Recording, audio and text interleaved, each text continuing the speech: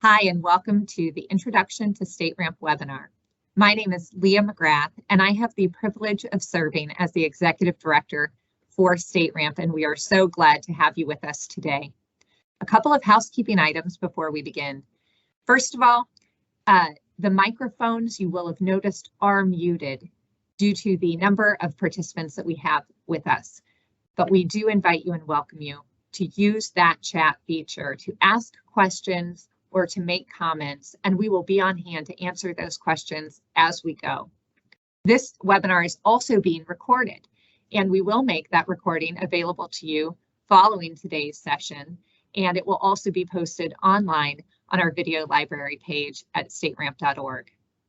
So without further ado, we'll go ahead and begin walking through kind of why StateRAMP, what is StateRAMP, how does it work, and how can you get involved? So as we think about why StateRAMP, we kind of look back on the last 25, 30 years of how cyber has evolved. And really this parallels very closely with how technology has evolved. And as you can see, this is a slide that depicts some of the more notable attacks that have occurred. Now, with each one, we've learned something. We've learned something about how criminals can get in, but also the actions that we need to take to keep them out. I had someone recently ask me to define what cybersecurity means. And in short, what we came up with was that it's the actions that we take to keep people we don't want in our systems and in our data. We want to keep them out. And so if we look at the cyber attacks through the years, some of the things that we've seen, whether it was through criminals kind of getting in through email in the early days, or hackers hacking unsecure Wi-Fi. In the case of Target and the point of sale attack, where that hacker got in through a third-party HVAC vendor, or Equifax, where the original hacker was believed to have actually gotten through initially using a consumer complaint portal, where there was just an open window into the system. We've learned something through all of these about how we need to protect and how we need to procure to ensure that we're protecting our systems, especially when we're working with third-party suppliers. And the digital age has brought many opportunities, but also new responsibilities that really, whether you're a vendor in the community, whether you're with the government, serving others, it's about how do we work together to make sure that we are being responsible stewards of the data and the government systems of which we've been entrusted. And so this is the backdrop from which StateRAMP was created. So what is StateRAMP? StateRAMP is a nonprofit 501c6 organization. We're a membership organization. And at the heart of our mission, it's about education and bringing people together around best practices for cyber cloud security. So we bring together, we like to say, different members who include state and local government, higher ed, public education, and special districts, with providers who serve them, to recognize a common set of standards for cloud security, and therefore to recognize a common method to verify cloud security. And so this has been a journey over the last few years. The people who've been a part of this, we just want to say thank you to. On the screen you see before you are board members and our steering committee members who have worked really since March of 2020, developing StateRAMP and helping drive this organization. We also have 4 different standing committees and members from several states, from the private industry as well, and from some cybersecurity assessing organizations who help advise on things like our security policies and processes, our governance, and keep us going every day. So we just appreciate so much of the work that these individuals do and contribute. And we're all here to serve our members. So like I said, we are a membership organization. You can become a member at stateramp.org/register. And what you see here is we also have a members only portal or portion of our website that when you become a member, you can have a login and password to, where we've got a membership directory and more resources that we are continually building to help serve our members. So government, if you're looking to participate, if you are an individual who works for any agency or level of government, you are welcome to join StateRAMP at no cost. We also have a membership category for government that we call our certified government members. This is a government membership that is really more at the organization or agency level, intended for those organizations who are wanting to participate with StateRAMP at the enterprise level. And you can read more about some of our government members at stateramp.org/blog on our blog as well. For providers who wish to become a member of StateRAMP, there is a $500 membership fee per organization, and that's an annual membership dues. And you can register as well at stateramp.org/register under the subscriber or provider membership. So as we work together with our members, with our leadership, really what we are aiming to do is create a framework for continuous improvement in cybersecurity for government, for the providers who serve them, and for the constituents whom we all collectively serve. And through this model, we are creating shared services model for states and local governments and education and special districts that allows these government leaders to, in creating the shared resource, it allows government members to see that the providers and the products that are being used not only meet the needs from a services standpoint, but also do so by meeting minimum security requirements, that they are meeting the requirements that states and local governments have set from a cybersecurity standpoint. And we're going to talk more about that in a moment.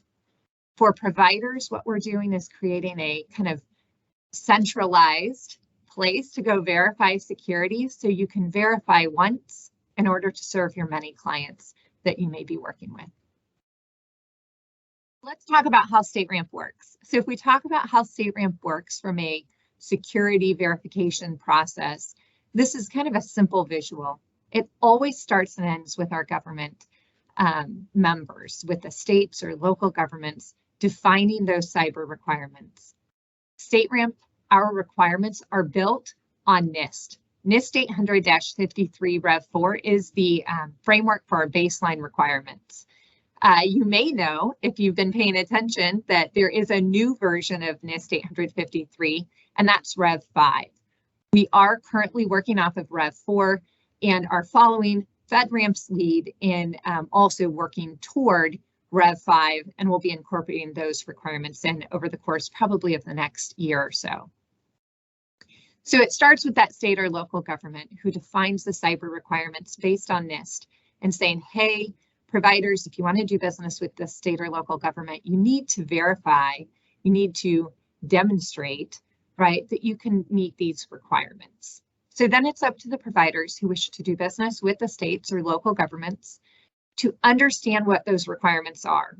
And I'm going to invite those providers now to attend one of our Getting Started webinars that's really dedicated to the provider community, so that you can understand those requirements at a deeper level and understand which ones are most relevant for you, depending on the impact level that you would be seeking and the different security status level you're looking for. Do you need to understand those requirements and then get ready for an audit, because our process requires an independent audit by a third-party assessing organization. Now, this is very similar. It's modeled in part after the FedRAMP process in requiring that independent audit. So StateRAMP 3 PAOs, we recognize any FedRAMP 3 PAO. So if you are a FedRAMP 3 PAO and you'd like to register with StateRAMP, it's free to do, it's easy to do. Go to our website. And if you're looking at who the assessors are, if you go to stateramp.org, you can see a listing of, I think, about 30 or so third-party assessing organizations who've already registered with StateRAMP. So it's up to one of those third-party assessing organizations to do an independent audit.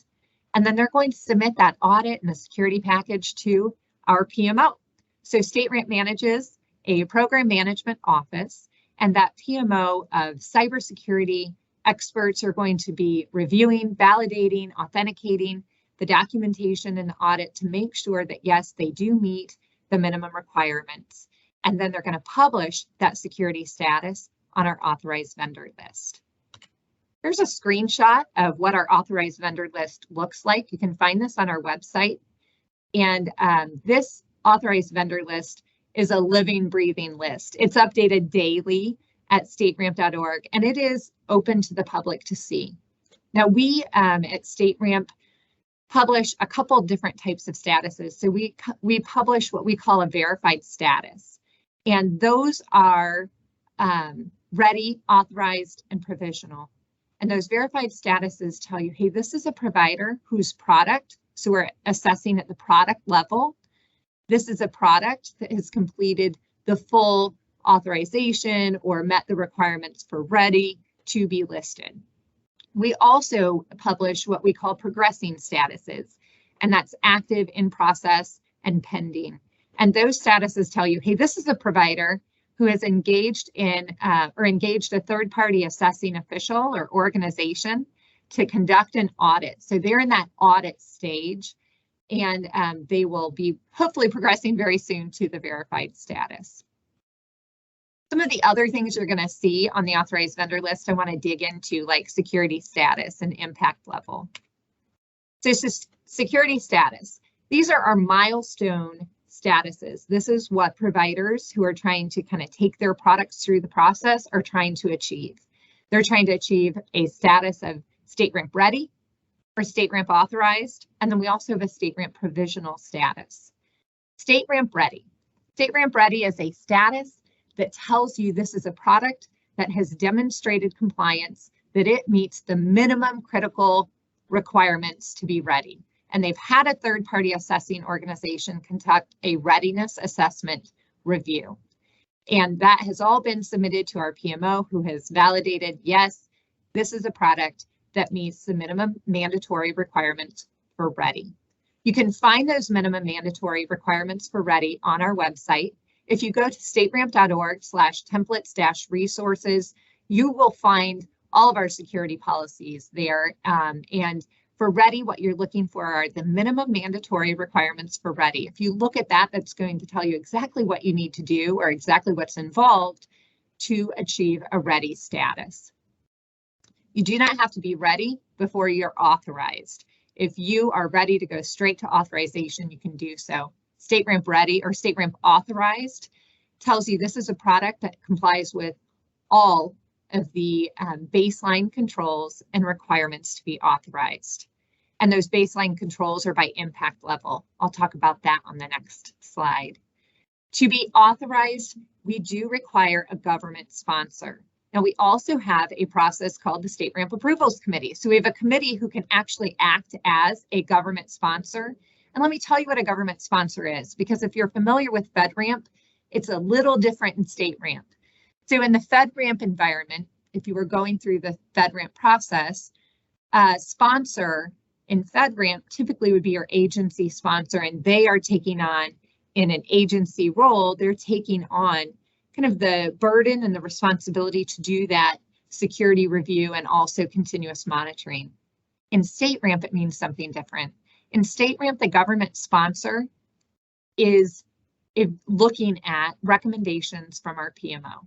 And they're either agreeing, accepting those, rejecting those, or they can make a modification to those. So our PMO, we call it a centralized PMO, is involved in the review of all of the security packages that come through so that we can ensure there's consistency of application of standards and also the level of customer service that we're committed to as a nonprofit. So the PMO would do a review in this case of the security package. They would do a kind of an executive summary to provide to the government sponsor or to the StateRAMP Approvals Committee, who would then kind of be that second check to accept and agree that, yes, this is a provider who meets, or this is a product that meets the requirements to be listed as authorized. Now, provisional. If there's a provider who maybe exceeds the ready requirements, but doesn't quite meet the requirements for authorized, the government sponsor has the option of awarding a provisional status. And this is an example where this would say, hey, this is somebody who's almost authorized or has demonstrated the capacity to become fully authorized. And so the goal for that provisional status would be to achieve authorization at some point. Hopefully, through continuous monitoring, we would get there. So the impact levels, this is something else that's important to understand. We recognize different impact levels, and generally the way to kind of think about this is the more confidential the data, the more critical the system, the higher the impact level you would be looking for or requiring. So we've got StateRAMP low, StateRAMP low plus, StateRAMP moderate, and StateRAMP high. StateRAMP high actually recognizes FedRAMP high baseline controls. But you can find all of these baseline controls at stateramp.org/templates-resources. We also have a data classification tool that is a very handy guide if you're looking for something either for use from procurement standpoint. If you're wondering, hey, is this a procurement that should trigger requirements, or trying to identify at what impact level, there's a great questionnaire out there that you can use to help guide what impact level do you think applies here. And like I said, generally the higher the sensitivity of data or criticality of the system, you're going to go to a higher impact level. So check that out. So in order to maintain a status of ready or authorized, providers must comply with our continuous monitoring. And so this is a real difference maker for many of the state and local governments that we've talked to, because what this has the ability to do is make sure, give you the assurance if you are, working with a government agency. Through our continuous monitoring, you can have assurance that this provider's not only meeting your requirements at point of contract or point of engagement, but throughout the duration of your contract. And this is really critical as we think about how to manage and mitigate risk, right? So for the governments that we're working with, our certified government members have the ability to designate maybe their CISO or a designee, and maybe it's a CISO by agency even, who will be provided a secure login to our secure portal where they can actually view a dashboard of continuous monitoring reporting. So you can know if a product or a provider, if there's an issue or an open vulnerability, or if they're doing just a great job, you can have that assurance throughout, like I said, the duration of your contract. For providers, it allows providers that centralized PMO where they can be reporting in one place in order to serve many. So if you've got questions about the continuous monitoring requirements, please don't hesitate to reach out. We do have a ConMon guide on our website on that templates and resources page, but we'd be happy to answer any questions that you have as well. So please do feel free to reach out on these questions.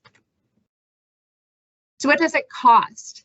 The cost to participate from government, there is no cost to participate from government. This is a provider-funded model. So for providers, I mentioned earlier, to become a member of StateRAMP, it's a $500 membership fee from providers. That's for the organization, and it allows the providers to participate with our committees and give input make comments on our security policies. It also allows providers to have access to our members page, to our membership directory, to ongoing resources and education. And it gives our members, those providers who join, the ability to list your verified product on our authorized vendor list. Now, there are some fees for the security reviews, and I've listed those here. So if you are coming through the process to become StateRAMP ready, then the ready review fee by the PMO is $2,500. For that authorization review, it's $5,000. Those are one-time fees. And again, you don't have to be ready before you're authorized. You can go straight to authorized if you're ready to do that.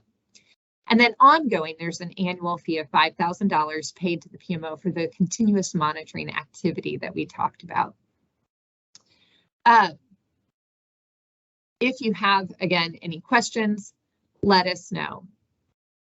So as we talk about, oh, I know what I was going to say. I'm going to go back a slide. What you see here, it says under product PMO standard or fast track ready review. We do have a fast track option for providers who have a FedRAMP status already. So if you are a provider and you've got a product that's already listed or has achieved a FedRAMP status of FedRAMP ready, a FedRAMP ATO, don't hesitate to give us a call. Go to stateramp.org/blog. We've got a blog about our StateRAMP fast track process, and you can leverage that fast track process to come through into StateRAMP. And really what that fast track process allows you to do is to use the audit you've already had conducted for FedRAMP. It allows you to use that in the associated documentation to come through StateRAMP as well. So check out our blog if you have questions on that. But this leads into a commonly asked question that we hear is, how does StateRAMP compare to FedRAMP? So this is a nice slide because it also summarizes a little bit of what we've already talked about.